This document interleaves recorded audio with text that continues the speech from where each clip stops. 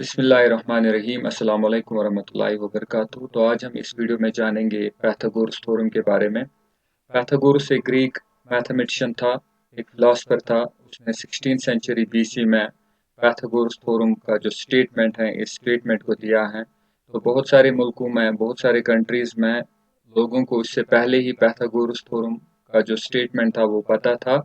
जिस तरह Indian mathematician जिसका नाम बाउदियान है, उसने भी इस स्टेटमेंट को प्रूव किया था पाइथागोरस से पहले। तो मगर हम इस थ्योरम को पाइथागोरस के नाम से जानते हैं। तो आज हम इस वीडियो में जानेंगे पाइथागोरस थ्योरम क्या है, क्योंकि 7th क्लास से आगे ही पाइथागोरस थ्योरम का जो स्टेटमेंट है ये हमें कहीं ना कहीं यूज करना पड़ता है मैथमेटिक्स में। जिस तरह 7th क्लास में चैप्टर 6 ट्रायंगुलर्स, वहाँ पे भी पाइथागोरस प्रॉपर्टी है। इसी तरह 8th क्लास में आप आएंगे तो वहाँ पे भी पाइथागोरस प्रॉपर्टी हमें चाहिए। और पाइथागोरियन ट्रिपलेट्स, जो स्क्वायर एंड स्क्वायर रूट्स में पाइथागोरियन ट्रिपलेट्स हैं, पाइथागोरस थ्योरम भी हैं। तो इसी तरह 9th में भी हमें जगह जगह इसका इस्तेमाल करना पड़ता है पाइथागोरस थ्योरम का। तो 10th में भी है, 10th में इसको हम प्रूव भी करेंगे फिर सिमिलरिटी में, ट्रायंगल्स में। तो आज हम इस थ्योरम का स्टेटमेंट समझेंगे, थ्योरम क्या है। तो आते हैं थ्योरम पे।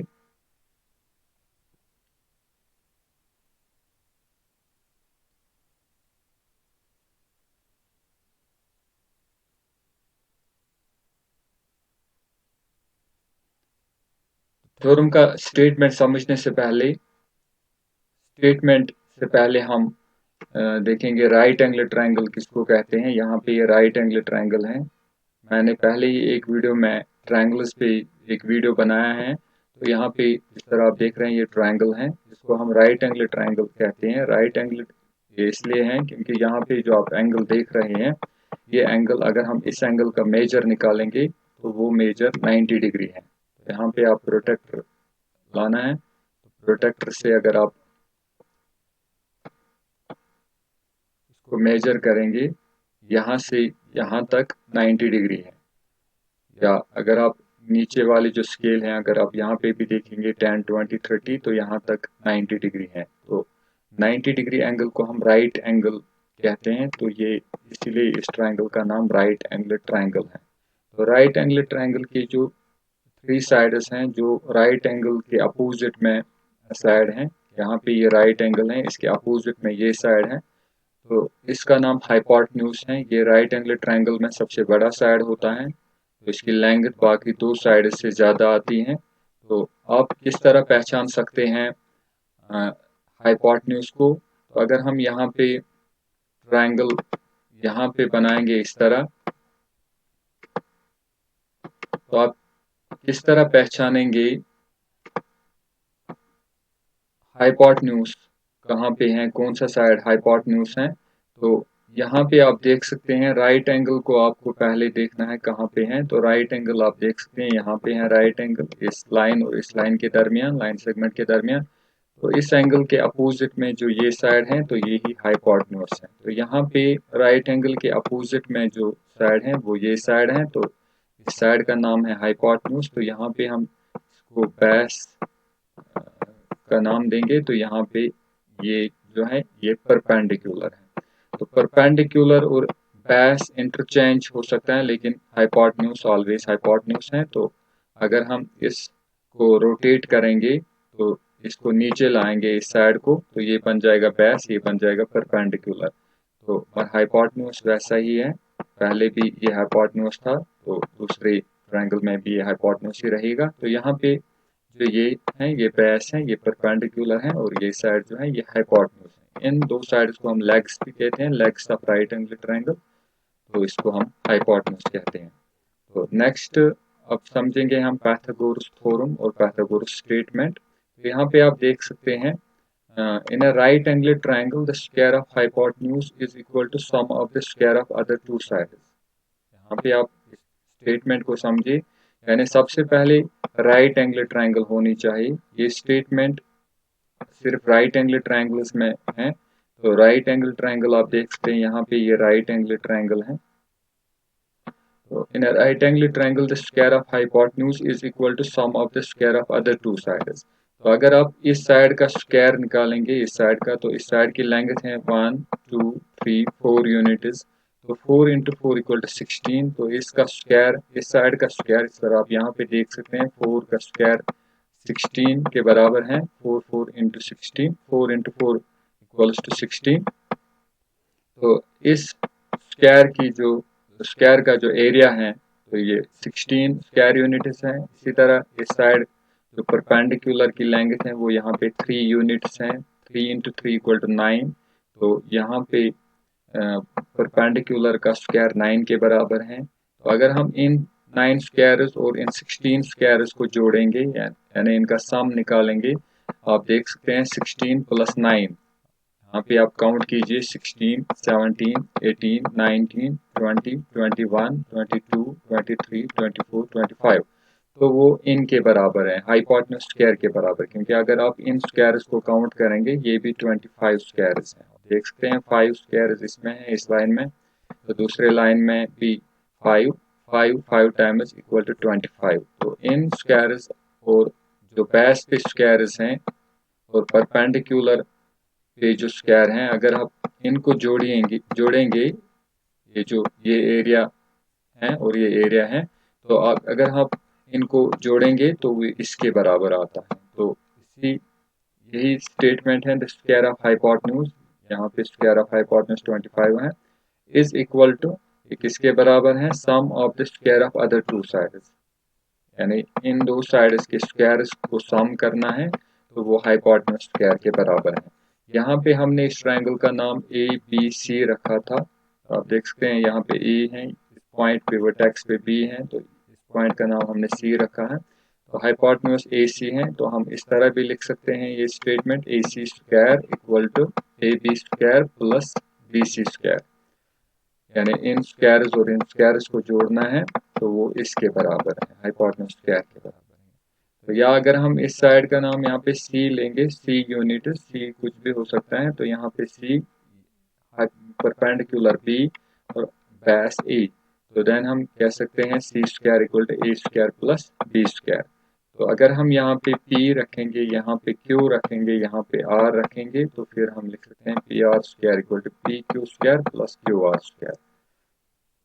आप यहाँ पे भी देख सकते हैं 5 square equal to 25, 3 square equal to 9, 4 square equal to 16। अगर हम 3 स्क्वायर और 4 स्क्वायर को जोड़ेंगे तो वो बन जाता है 25। 16 plus 9 equal to 25।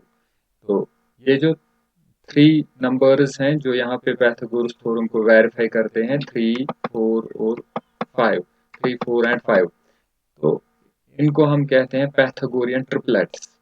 Pythagorean triplet 3 4 5 Pythagorean triplet है। तो नेक्स्ट अगर आप यहाँ पे आएंगे तो यहाँ पे आप देख सकते हैं इस ट्रायंगल की जो बेस है इसकी लेंथ 6 यूनिट्स हैं, 1 2 3 4 5 6। मैंने यहाँ पे साइज थोड़ा छोटा किया है, तो 6 यूनिट्स यहाँ बेस, परपेंडिकुलर है 8 यूनिट्स, आप काउंट कर सकते हैं। तो अगर आप इस पे स्क्वायर बनाएंगे यहाँ पे 6 इंटू 6, तो ये बन जाएगा 36। तो आप काउंट कर सकते हैं 6 टाइम्स इक्वल टू 36 स्क्वायर्स हैं ये यहाँ पे यूनिट स्क्वायर्स। तो ये है 8 इंटू 8 64 स्क्वायर यूनिट्स। यहाँ पे अगर आप हाइपोटेन्यूज इसकी काउंट करेंगे तो वो है 10 यूनिट्स, 10 इंटू 10 इक्वल टू 100। तो अगर आप इन स्क्वायर्स और इन स्क्वायर्स को जोड़ेंगे वो भी 100 ही आते हैं। 64 प्लस 36 100, ये भी 100 है। तो यहाँ पे हम कह सकते हैं 6 square plus 8 square, 6 square plus 8 square, 6 square 36 के बराबर है, 8 स्क्वायर 64 के बराबर है। 64 को 36 के साथ जोड़ेंगे तो वो बन जाता है 100, यानी 10 स्क्वायर के बराबर।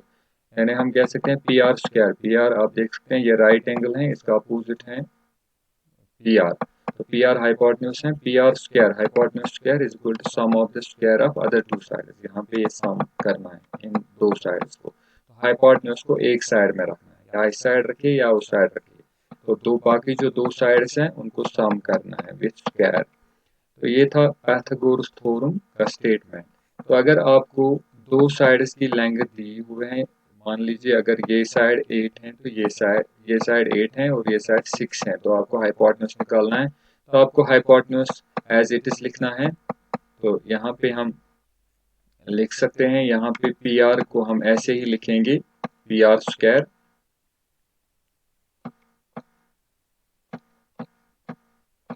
तो इसके पी क्यू के बदले लिखेंगे 6,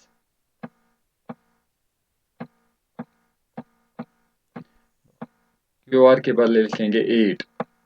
देन आप 6 को 6 से मल्टीप्लाई करेंगे, P R square equal to, P R को ऐसे ही रखेंगे, P R square equal to 6 square 36 के बराबर है, 8 स्क्वायर 64 के बराबर है।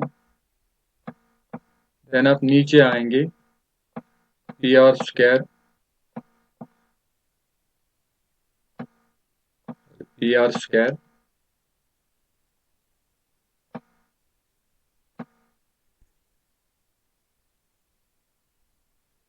इक्वल्स टू 100, 64 प्लस 36 का सम 100 के बराबर है। 100 को आप लिख सकते हैं 10 स्क्वायर के बराबर, तो P R square equal to 10 square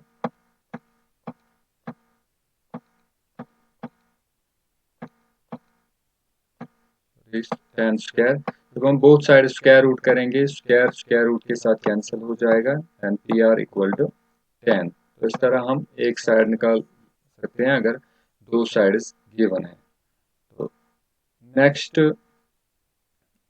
Pythagorean triplets जो है, हम इस रूल से निकाल सकते हैं 3 नंबर जो हैं। तो यहाँ पे आपने दो पाइथागोरस ट्रिपलेट्स देखे हैं, तो एक 3 4 5, दूसरा 8 6 8 10। तो यहाँ पे आप बहुत सारे पाइथागोरस ट्रिपलेट्स बना सकते हैं। तो मान लीजिए अगर 2m यहाँ पे एवन नंबर है, देख सकते हैं 2m एवन है, अगर इसका वैल्यू 1 लेंगे 2 1 2, तो 2 लेंगे 4, 3 लेंगे 6 2 3 6, तो ये एवन है, ऑलवेज 2m इज एवन। तो अगर हम 2m को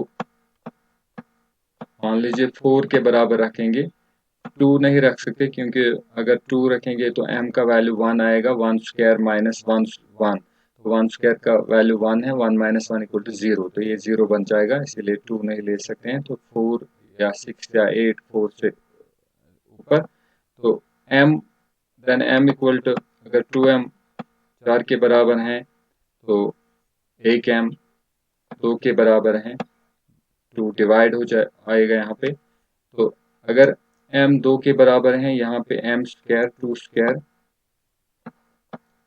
minus 1 equal to 4 minus 1, 2 into 2 equal to 4, 4 minus 1 equal to 3।